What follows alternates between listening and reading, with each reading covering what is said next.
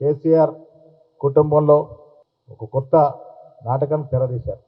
కవిత రూపంలో వచ్చి కేసీఆర్ని రక్షించే ప్రయత్నంలో భాగంగా ఇది మా నాయనకి ఏం తెలియదు, హరీష్ రావే దీంట్లో అవినీతికి పాల్పడినాడు, సంతోష్ రావే పాల్పడినాడని చిలక పలుకులు పలుకుతూ ఉంది. ఆజ్ఞ లేనిదే చీమ కూడా కదలలేని పరిస్థితి.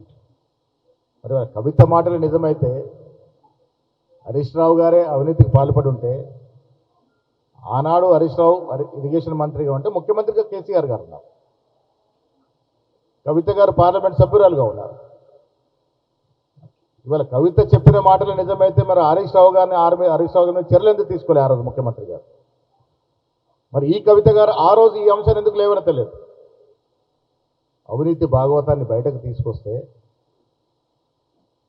బీఆర్ఎస్ గుండెలు ఎట్లాగో రైలు పెరుగుతున్నాయి, కానీ బీజేపీ నేతల గుండెలు కూడా రైలు పెరుగుతూ ఉన్నాయి.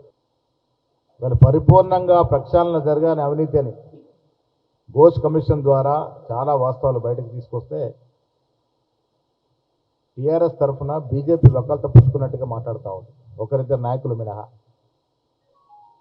కాళేశ్వరంలో కర్త కర్మ క్రియ అన్నీ తానే అని చెప్పుకున్న కేసీఆర్ గారు అవినీతి కూడా బాధ్యత వహించాల్సిందే.